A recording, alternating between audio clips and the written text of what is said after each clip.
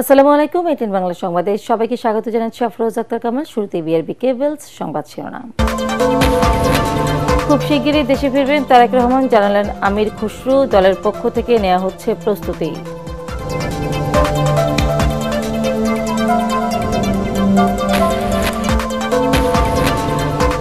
এনসিপির খসড়া গঠনতন্ত্র অনুমোদন, ইসির নিবন্ধনের জন্য আবেদন রোববার। সংবাদ সম্মেলনে সদস্য সচিব আক্তার হোসেন মৌলিক সংস্কার প্রশ্নে আপোষ নয়। এবং তোপের মুখে হামলার সিদ্ধান্ত থেকে পিছু হটল যুক্তরাষ্ট্র। আলোচনার প্রস্তাব নাকচ ইরানের। সরকার পরিবর্তন কিংবা খামেনিকে হত্যার পরিকল্পনার বিরুদ্ধে রাশিয়া। শুনছিলেন বিআরবি কেবলস সংবাদ শিরোনাম, এবার বিস্তারিত। তারেক রহমান দ্রুত দেশে ফিরবেন, এ লক্ষ্যে সব প্রস্তুতি নেওয়া হয়েছে বলে জানিয়েছেন বিএনপির স্থায়ী কমিটির সদস্য আমির খুসরু মাহমুদ চৌধুরী।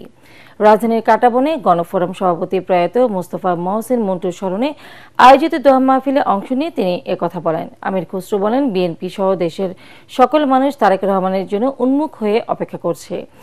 খুব শিগগিরই তিনি দেশে ফিরবেন। এ সময় নির্বাচনী প্রচারণায় পোস্টার বাতিল, নির্বাচন সংক্রান্ত আরপিও সংশোধনের বিষয়ে নির্বাচন কমিশন সব রাজনৈতিক দলগুলোর সাথে আলোচনা করে সিদ্ধান্ত নেবে বলে প্রত্যাশা ব্যক্ত করেন তিনি। দ্রুত দেশে আসবেন এবং ওনার প্রস্তুতি চলছে দেশে আসার। দেশের মানুষ, বিএনপি, জনগণ সবাই ওনার অপেক্ষায় আছেন, ওনার প্রতীক্ষায় আছেন। উনি সেটা ভালোভাবে বুঝেন, উনি প্রস্তুতি নিচ্ছেন। যে কোনো সময় উনি একটি দিনক্ষণ সিদ্ধান্ত নিয়ে দেশে চলে আসবেন। সাবেক প্রধানমন্ত্রী ও বিএনপি চেয়ারপারসন বেগম খালেদা জিয়ার সাথে বিদায়ী সাক্ষাৎ করেছেন ঢাকায় নিযুক্ত জার্মান রাষ্ট্রদূত আকিম ট্রুস্টার। রাত 8:30টায় বিএনপি চেয়ারপারসনের গুলশানের বাসভবন ফিরোজাতি স্ত্রীসহ আসেন জার্মান রাষ্ট্রদূত। এই সময় বিএনপির জাতীয় স্থায়ী কমিটির সদস্য ডক্টর আব্দুল মঈন খান, ডাক্তার AJM জাহিদ হোসেন ও বিএনপি চেয়ারপারসনের একান্ত সচিব ABM আব্দুস সাত্তার উপস্থিত ছিলেন। জার্মানি বাংলাদেশের স্বার্থ সংশ্লিষ্ট নানা বিষয়ে আলোচনা হয়। বেগম জিয়ার শারীরিক অবস্থার খোঁজখবর নেন জার্মান রাষ্ট্রদূত। কোনো অবস্থাতে মৌলিক সংস্কার প্রশ্নে জাতীয় নাগরিক পার্টি এনসিপি আপোষ করবে না বলে জানিয়েছেন দলটির সদস্য সচিব আক্তার হোসেন। রাজধানীর বাংলা মোটরে দলীয় কার্যালয়ে সংবাদ সম্মেলনে তিনি বলেন, দলীয় গঠনতন্ত্রে এক ব্যক্তির ক্ষমতা কেন্দ্রিক কাঠামো তৈরি করে বড় দলগুলো স্বৈরতন্ত্র কায়েম করে। সেখান থেকে বের হয়ে এনসিপি আগামীর বাংলাদেশের জন্য অনুকরণীয় গঠনতন্ত্র তৈরি করেছে। আগামী রোববার নির্বাচন কমিশনে নিবন্ধনের জন্য আবেদন করবে এনসিপি। মিজান শাহজাহানের রিপোর্ট। এনসিপির ষষ্ঠ সাধারণ সভায় চূড়ান্ত করা হয় দলের গঠনতন্ত্রের খসড়া। 11 সদস্যের রাজনৈতিক পর্ষদ হবে দলের সর্বোচ্চ নীতি নির্ধারণী ফোরাম, যেখানে 3 জন থাকবেন নারী।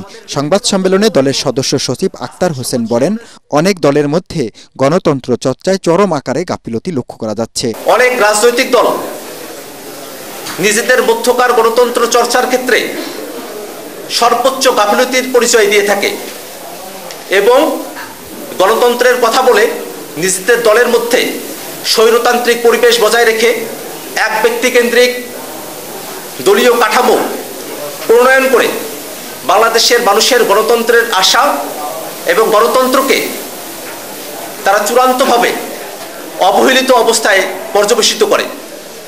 ঠিক সে জায়গায় জাতীয় নাগরিক পার্টি এনসিপি অনুকরণীয় আদর্শ হয়ে থাকবে। তিনি বলেন, মৌলিক সংস্কার না হলে গণঅভ্যুত্থানে শহীদদের রক্ত বৃথা যাবে। নতুন করে গড়াবার যে সুযোগ পেয়েছি, সেখান থেকে আমরা যদি পিছুপা হই, তাহলে এত সব মানুষের আত্মত্যাগ, এত সব মানুষের শাহাদাত একটা বৃথা জীবনদানে পরিণত হবে। একটা প্রতারণার মধ্য দিয়ে আমাদেরকে যেতে হবে। এনসিপি সংস্কার প্রশ্নে, মৌলিক সংস্কারের ক্ষেত্রে কোনোভাবেই কোনো আপোষকামী সিদ্ধান্ত গ্রহণ করবে না। সংবাদ সম্মেলনে এনসিপির মুখ্য সংগঠক সার্জিস আলম বলেন, নির্বাচন কমিশনের আচরণের কারণেই তাদের নিয়ে প্রশ্ন তোলা হচ্ছে। এর পূর্বে আমরা যে কিছু সিদ্ধান্তের বিষয়ে এবং আচরণের বিষয়ে আমরা প্রশ্ন তুলেছি, এই প্রশ্ন আমাদের এখনো আছে। আমরা এই প্রশ্নগুলো আরো করব, কারণ অভ্যুত্থান পরবর্তী সময় স্বচ্ছ ও সুষ্ঠু নির্বাচনের প্রতিবন্ধক হিসেবে যে কেউ যদি দাঁড়ায়, তাদের বিরুদ্ধে আমরা আমাদের জায়গায় দাঁড়াবো। নারী সদস্যদের জড়িয়ে মিথ্যা সংবাদ প্রচারকারীদের বিরুদ্ধে প্রেস কাউন্সিলে যাওয়ার কথা জানায় এনসিপি। একই সাথে বিদেশে থাকা অপপ্রচারকারীদের বিরুদ্ধেও ব্যবস্থা নেওয়া হবে। এনসিপির পক্ষ থেকে সালাম। মিজান শাহজাহান, এটিএন বাংলা, ঢাকা। বিএনপি মহাসচিব মির্জা ফখরুল ইসলাম আলমগীর বলেছেন, স্বৈরাচার সরকার গত 15 বছরে দেশের সব প্রতিষ্ঠান ধ্বংস করেছে, এগুলো নতুন করে গড়ে তোলার সময় এসেছে। অন্যদিকে দলের সিনিয়র যুগ্ম মহাসচিব রুহুল কবির রিজভী অভিযোগ করেছেন, ডক্টর ইউনূস, তারেক রহমান বৈঠকের পর পার্শ্ববর্তী দেশ থেকে এখন নতুন করে চক্রান্ত ষড়যন্ত্র শুরু হয়েছে। কামরুজ্জামান রাজীবের রিপোর্ট। ঠাকুরগাঁওয়ের শহীদ মোহাম্মদ আলী স্টেডিয়ামে মির্জা রুহুল আমিন স্মৃতি টুর্নামেন্টের সমাপনী অনুষ্ঠানে যোগ দেন বিএনপি মহাসচিব মির্জা ফখরুল ইসলাম আলমগীর। প্রধান অতিথির বক্তব্যে তিনি বলেন, বিগত ফ্যাসিবাদী সরকার দলীয়করণের মাধ্যমে দেশের প্রায় সবগুলো প্রতিষ্ঠানকে ধ্বংস করেছে, ক্রীড়া অঙ্গনও এর বাইরে নয়। ছাত্র জনতার অভ্যুত্থানের পর গণতন্ত্র প্রতিষ্ঠায় নতুন সুযোগ সৃষ্টি হয়েছে উল্লেখ করে তিনি বলেন, দেশকে নতুন করে গড়ে তুলতে হবে, এগিয়ে যেতে হবে সবাইকে ঐক্যবদ্ধ থেকে। আমাদের একটা নতুন করে একটা সুযোগ সৃষ্টি হয়েছে ছাত্র জনতার অভ্যুত্থানের মধ্য দিয়ে। অনেক প্রাণ গেছে, অনেকে আমাদের ছাত্ররা তারা জীবন দিয়েছে। একটা কথা আমাদের সবসময় মনে রাখতে হবে যে দেশটা আমার, এটা অন্য কারো নয়। এই দেশটাকে গড়ে তোলার দায়িত্ব আমাদের। গত 15 বছরে এই দেশের প্রতিটি প্রতিষ্ঠানকে ধ্বংস করা হয়েছে, তো এখন সময় এসেছে এটাকে নতুন করে আবার গড়ে তুলবার। অন্যদিকে দলের ভারপ্রাপ্ত চেয়ারম্যান তারেক রহমানের নির্দেশে পাবনার চাটমোহরে বিএনপির প্রবীণ কর্মী আবু তাহের ঠাকুরকে দেখতে যান দলের সিনিয়র যুগ্ম মহাসচিব রুহুল কবির রিজভী। সেখানে তিনি বলেন, শেখ হাসিনা ও আওয়ামী লীগকে পুনর্বাসন করতেই পার্শ্ববর্তী দেশ থেকে তারেক রহমানের বিরুদ্ধে নানা অপপ্রচার চালানো হচ্ছে। চক্রান্ত ষড়যন্ত্র এখনো কমছে না।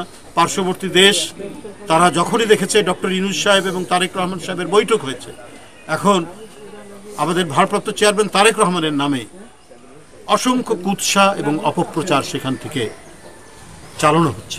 বাংলাদেশের যে রাজনৈতিক দলটি 16 বছর মানুষের উপর নিপীড়ন করেছে, জনগণের টাকা লুট করেছে, লুট করে সে টাকা পাচার করেছে, যাদের বাড়িঘর এখন দুবাই, কানাডা, সিডনি, তারা পার্শ্ববর্তী দেশে আশ্রয় নিচ্ছে, তাদেরকে পুনর্বাসনের জন্য আজকে ভারতীয় নীতি নির্ধারকরা তারা নানা প্রচেষ্টা চালাচ্ছে। গত 1.5 দশকে বিএনপি নেতাকর্মীরা শত নির্যাতন নিপীড়ন সহ্য করেও দেশের গণতন্ত্র প্রতিষ্ঠায় ত্যাগ স্বীকার করে গেছেন বলেও দাবি করেন তিনি। কামরুজ্জামান রাজীব, এটিএন বাংলা। যে কোনো মূল্যে জুলাই হত্যার বিচার করতে হবে বলে মন্তব্য করেছেন জামায়াতে ইসলামীর সহকারী সেক্রেটারি জেনারেল মাওলানা রফিকুল ইসলাম খান।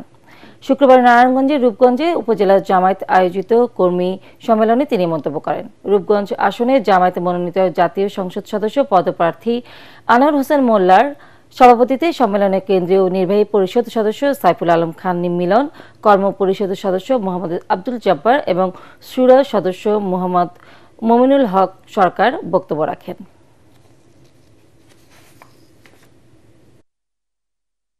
ফ্যাসিবাদের আমলে প্রায় 26 লক্ষ কোটি টাকা বিদেশে পাচার করা হয়েছে। এই পাচারকৃত টাকা ফেরত আনতে হবে এবং পাচারকৃত ব্যক্তিদেরকে গ্রেফতার করতে হবে, তাদেরকে বিচারের মুখোমুখি করতে হবে। ইরানের ক্ষেপণাস্ত্র বৃষ্টি আর মিত্রদের চাপের মুখে তেহরানে হামলার সিদ্ধান্ত থেকে পিছু হচ্ছে যুক্তরাষ্ট্র। তবে ইরানের বিষয়ে প্রেসিডেন্ট ট্রাম্প 2 সপ্তাহের মধ্যে সিদ্ধান্ত নেবেন বলে জানিয়েছে হোয়াইট হাউস। ইরানের আধুনিক প্রযুক্তির ক্ষেপণাস্ত্রগুলোর দাপটে কোণঠাসা ইসরায়েলের প্রধানমন্ত্রী চেয়ে আছেন প্রেসিডেন্ট ট্রাম্পের পানে।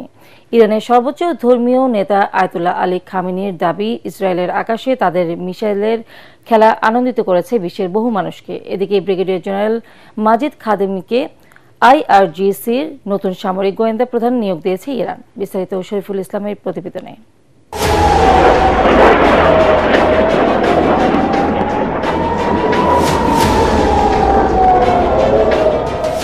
ইরানের সর্বাধুনিক প্রযুক্তির মিসাইল ইসরায়েলের আকাশে চমক দেখানোর পর ধূলিসাৎ হয়েছে নেতানিয়াহু প্রশাসনের দম্ভ, ভাবনায় ফেলেছে তাদের মিত্র আমেরিকাকেও। ইরানের হাইপারসনিক মিসাইলে তাক লাগানো সক্ষমতা দেখানোর পর অনেকটা গর্তে লুকিয়েছে ইসরায়েলি বাহিনী। অপ্রতিরোধ্য ইরানকে মোকাবেলায় এখন বন্ধু আমেরিকার দিকে চেয়ে আছে ইসরায়েল। ইরানের ধর্মীয় নেতা আয়াতুল্লাহ আলী খামেনির দাবি, তেল আবিব ও হাইফার আকাশে তাদের আধুনিক প্রযুক্তির ক্ষেপণাস্ত্রগুলোর বাহাদুরি আনন্দের দোলা দিয়েছে মানুষের মনে। দখলদার ইসরায়েলকে নিশ্চিহ্ন করতে আগামীতে আরও চমক দেখানোর প্রতিশ্রুতি দিয়েছেন মুসলিম বিশ্বের দুঃসাহসী এই নেতা।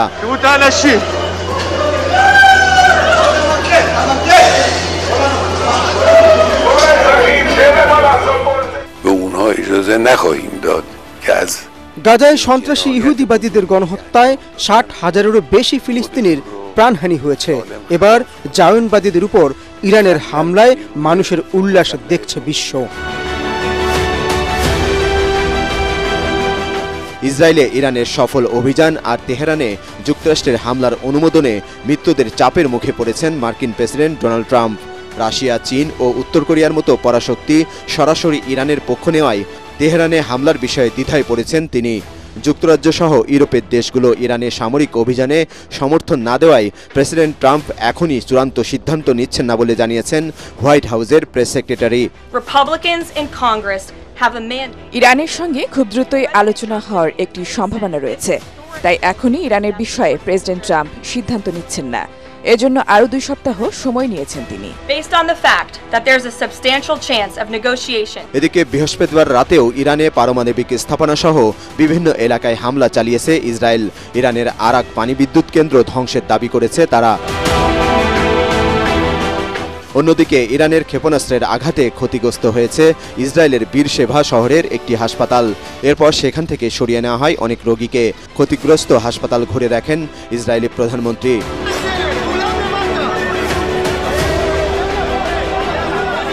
ইরানের হামলার পর তেল আবিব জুড়ে একের পর এক বের হয়ে আসছে ধ্বংসযজ্ঞের চিহ্ন। ইরানের শক্তিশালী ক্ষেপণাস্ত্র মাটির সঙ্গে মিশিয়ে দিয়েছে ইসরায়েলের গুরুত্বপূর্ণ অনেক স্থাপনা।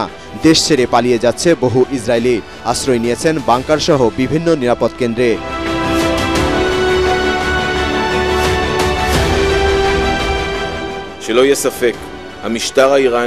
আমাদের বিমানগুলো ইরানের পারমাণবিক অস্ত্র কর্মসূচির লক্ষ্যবস্তুতে আঘাত হানছে, কিন্তু ইরান ইসরায়েলের হাসপাতালে আক্রমণ করছে, যা কাম্য নয়।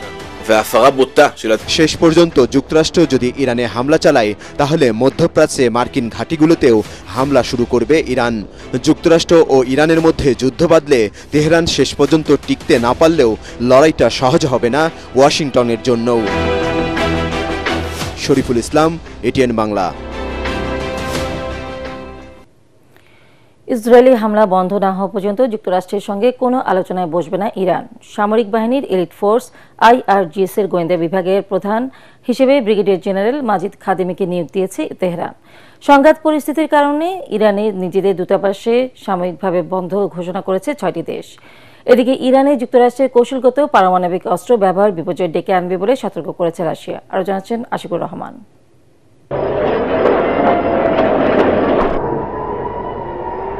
ইসরায়েলের হামলার মাধ্যমে শুরু হওয়া এই সংঘাত মধ্যপ্রাচ্যে চরম উত্তেজনা তৈরি করেছে। আঞ্চলিক এই সংঘাতে বিশ্বের পরাশক্তি দেশগুলো জড়িয়ে যাওয়ার সম্ভাবনা তৈরি হয়েছে। সংঘাত পরিস্থিতির কারণে ইরান এবং ইসরায়েল থেকে নিজ নিজ নাগরিকদের সরিয়ে নিতে ব্যাপক তৎপরতা শুরু করেছে বিভিন্ন দেশ।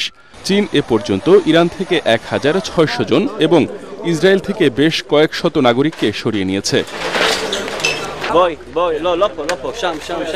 ইরান ও ইসরায়েলে অবস্থানরত নাগরিকদের ভারতীয় দূতাবাসের সঙ্গে যোগাযোগ করার নির্দেশ দিয়েছে নয়াদিল্লি। নিজ নাগরিকদের ফিরিয়ে আনতে 2টি সামরিক বিমান পাঠাচ্ছে জাপান। এদিকে যুক্তরাষ্ট্র ইরানকে আত্মসমর্পণ করতে বললেও ইসরায়েলি হামলা বন্ধ না হওয়া পর্যন্ত তার দেশ যুক্তরাষ্ট্রের সঙ্গে কোনো আলোচনায় বসবে না বলে জানিয়েছেন ইরানের পররাষ্ট্রমন্ত্রী আব্বাস আরাকচি। যুক্তরাষ্ট্র আলোচনা চায়, বেশ কয়েকবার বার্তা পাঠিয়েছে, কিন্তু আমরা স্পষ্টভাবে বলেছি যে আগ্রাসন বন্ধ না হওয়া পর্যন্ত আলোচনার কোনো সুযোগ নেই। এই অপরাধের অংশীদার হওয়ায় যুক্তরাষ্ট্রের সঙ্গে আমাদের কোনো আলোচনা নেই। এদিকে নিজেদের সামরিক বাহিনীর এলিট ফোর্স IRGCর গোয়েন্দা বিভাগের প্রধান হিসেবে ব্রিগেডিয়ার জেনারেল মাজিদ খাদামিকে নিয়োগ দিয়েছে ইরান। সাবেক প্রধান ব্রিগেডিয়ার জেনারেল মোহাম্মদ কাজেমি এর স্থলাভিষিক্ত হলেন ব্রিগেডিয়ার জেনারেল মাজিদ খাদামি। এদিকে ইরানের পক্ষে আবারও বিবৃতি দিয়েছে রাশিয়া। ইরানে সরকার পরিবর্তন কিংবা দেশটির সর্বোচ্চ নেতা আয়াতুল্লাহ আলী খামেনিকে হত্যা করা প্যান্ডোরার বক্স খুলে দেওয়ার মতো হবে বলে সতর্ক করেছেন ক্রেমলিনের মুখপাত্র। আমরা দৃঢ়ভাবে এর বিরোধিতা করব। এটি ইরানের ভেতরে ব্যাপক প্রতিক্রিয়া সৃষ্টি করবে ও দেশটির ভেতরে চরমপন্থার উত্থান ঘটাবে। সবশেষ শুক্রবার ভোরে ইসরায়েলে বহুজাতিক আমেরিকান প্রযুক্তি কোম্পানি মাইক্রোসফটের কার্যালয়ের কাছে হামলা চালিয়েছে Iran. Ashikur Rahman, ATN Bangla. BNP শুধু নির্বাচনের জন্য আন্দোলন সংগ্রাম করেনি বলে মন্তব্য করেছেন বিএনপির কেন্দ্রীয় যুগ্ম মহাসচিব শহীদউদ্দিন চৌধুরী অ্যানি। গণতান্ত্রিক রাষ্ট্র গঠনে তারেক রহমানের 31 দফা নিয়ে বিএনপি কাজ করছে বলেও জানান তিনি। জগন্নাথ বিশ্ববিদ্যালয়ে গণতন্ত্র পুনরুদ্ধারে গণমাধ্যম ও রাজনৈতিক ভূমিকার শীর্ষক আলোচনা সভায় তিনি বলেন, জুলাই গণ অভ্যুত্থানের কৃতিত্ব কারো একার নয়, জানিয়ে গণতন্ত্র পুনরুদ্ধার ও ফ্যাসিবাদ ঠেকাতে জাতীয় ঐক্যমত্যের বিকল্প নেই বলেও মন্তব্য করেন ঢাকা দক্ষিণ জামায়াতে ইসলামীর সেক্রেটারি ডক্টর শফিকুল ইসলাম মাসুদ। এই সময় দমন পীড়নের রাজনীতি বাংলাদেশের শিক্ষার্থীরা আর চায় না উল্লেখ করে বর্তমান প্রেক্ষাপটে ছাত্র রাজনীতির ধরনে পরিবর্তন আনার আহ্বান জানান গণ অধিকার পরিষদের সাধারণ সম্পাদক রাশেদ খান। জগন্নাথ বিশ্ববিদ্যালয়ে দেখেছি কিভাবে সাধারণ শিক্ষার্থীদেরকে দমন করা হয়েছে। বিশেষ করে ভিন্ন মতের ছাত্র সংগঠনগুলো কোনোভাবেই ক্যাম্পাসে প্রবেশ করতে পারেনি। ওই ধরনের রাজনীতি, ছাত্র রাজনীতি বাংলাদেশের মানুষ, শিক্ষার্থীরা আর দেখতে চায় না। আমরা শুধু খুনি হাসিনার ফ্যাসিস্টকে পরাজিত করি নাই, আমরা পার্শ্ববর্তী একটা আধিপত্য রাষ্ট্রের অঙ্গরাজ্য বানানো ষড়যন্ত্রকে আমরা কবর রচনা করেছি।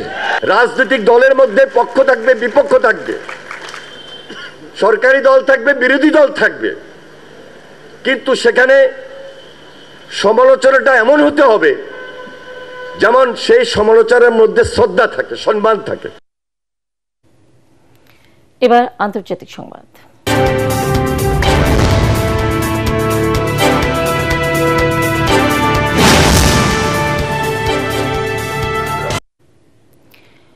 মার্কিন প্রেসিডেন্ট ডোনাল্ড ট্রাম্পকে শান্তিতে নোবেল পুরস্কারের জন্য মনোনয়নের সুপারিশ করেছেন পাকিস্তানের সেনাপ্রধান জেনারেল আসিম মুনির। হোয়াইট হাউসের মুখপাত্র আনা কেলি এ তথ্য জানিয়েছেন।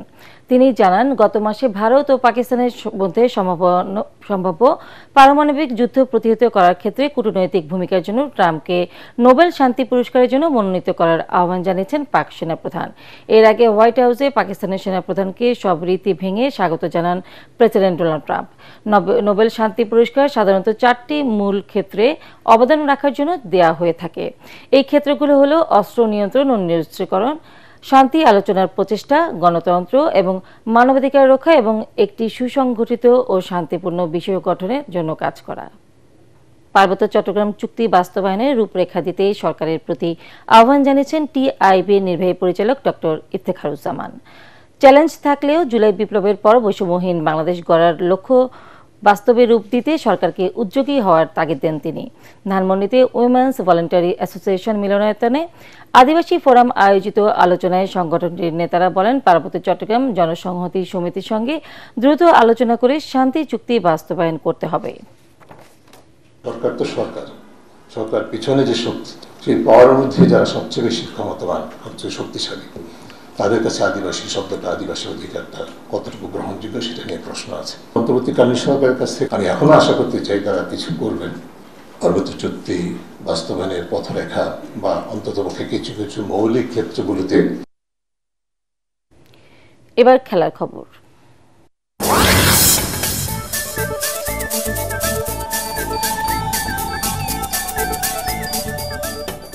এশিয়া কাপের মঞ্চে আর্চারিতে সোনার পদক জিতেছেন আব্দুর রহমান আলিফ।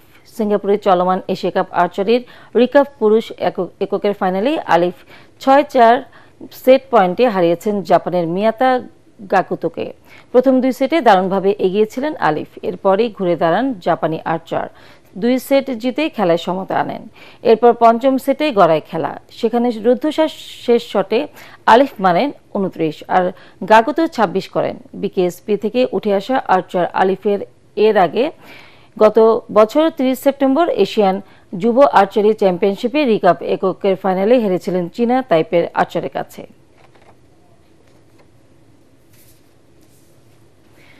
শেষ করার আগে বিআরবি কেবলস সংবাদ শিরোনাম আর একবার। খুব শিগগিরই দেশে ফিরবেন তারেক রহমান, জানালেন আমির খসরু। দলের পক্ষ থেকে নেওয়া হচ্ছে প্রস্তুতি।